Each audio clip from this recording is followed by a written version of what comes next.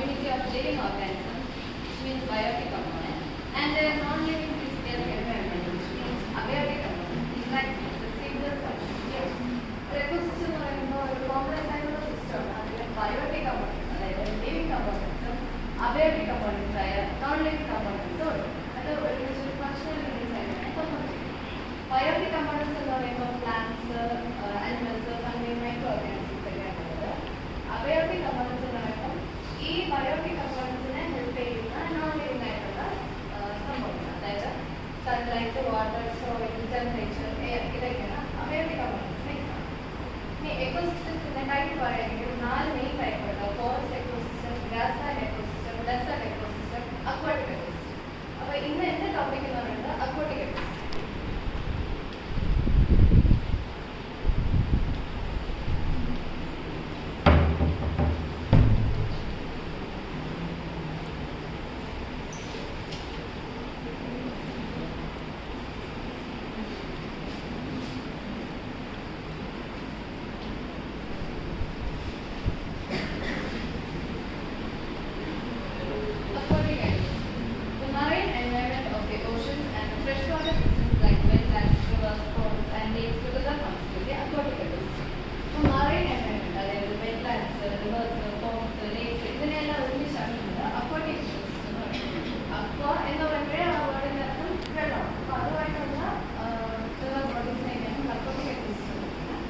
Plethora of natural resources is provided by aquatic ecosystem to all human beings.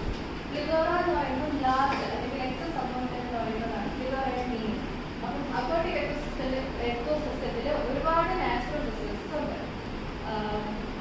ഈ aquatic എക്കോസിസ്റ്റത്തിൽ കാണപ്പെടുന്ന food എന്നൊക്കെ പറയുന്നത് fish, crustaceans ഒക്കെയാണ്. Humans form ചെയ്യുന്ന organic, chemical waste ഇതൊക്കെ aquatic ecosystem ആയ ഓഷ്യൻസ്, റിവേഴ്സ് ഒക്കെയാണ് ബ്രോക്കൺ ആവശ്യം. അക്വാട്ടിക് എക്കോസിസ്റ്റം 2 ടൈപ്പ് പറയാം: stagnant ecosystem, running water ecosystem.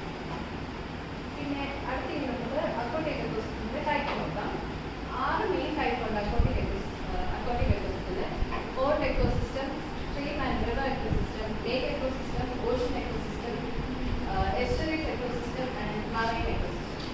Pond ecosystem ആണ് ആദ്യം വരുന്നത്. പോർട്ട് എക്കോസിസ്റ്റം എന്ന് പറയുന്നത് ഫ്രഷ് വാട്ടർ എക്കോസിസ്റ്റം ആണ്. അതിൽ ഒരുപാട് ഓർഗാനിസംസ് ഉണ്ട്. അതിൻ്റെ സർവൈവൽ, ന്യൂട്രിയൻ ഇൻടേക്കിന് വേണ്ടിയിട്ട് ഒരുപാട് ഓർഗാനിസംസ് പോർട്ട് എക്കോസിസ്റ്റത്തിലുണ്ട്.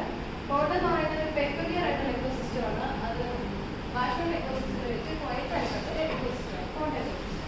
പോർട്ടിന് പ്രത്യേകിച്ച് വേവ്സ് ഒന്നുമില്ല. പിന്നെ അതിന് ടെമ്പറേച്ചർ ഡിഫറൻസ് ഒന്നും അതിനെ ബാധിക്കുന്ന ഒരു കാര്യമല്ല. പോണ്ടിന്റെ ബോട്ടം എന്ന് പറയുന്നത് മടി, ചെളി പിടിച്ച ഒരു ഘടനയായിരുന്നു ഉണ്ടാകുന്നത്. പോണ്ടും എക്കോസിസ്റ്റവും ലേക്ക് എക്കോസിസ്റ്റവും സാധാരണ കൂടുതലായിട്ട് തിരിച്ചറിയാൻ കുറച്ച് ബുദ്ധിമുട്ടുണ്ടായിരുന്നു. ഇനി അടുത്ത് പറയുന്നത് സ്ട്രീം ആൻഡ് റിവർ എക്കോസിസ്റ്റം.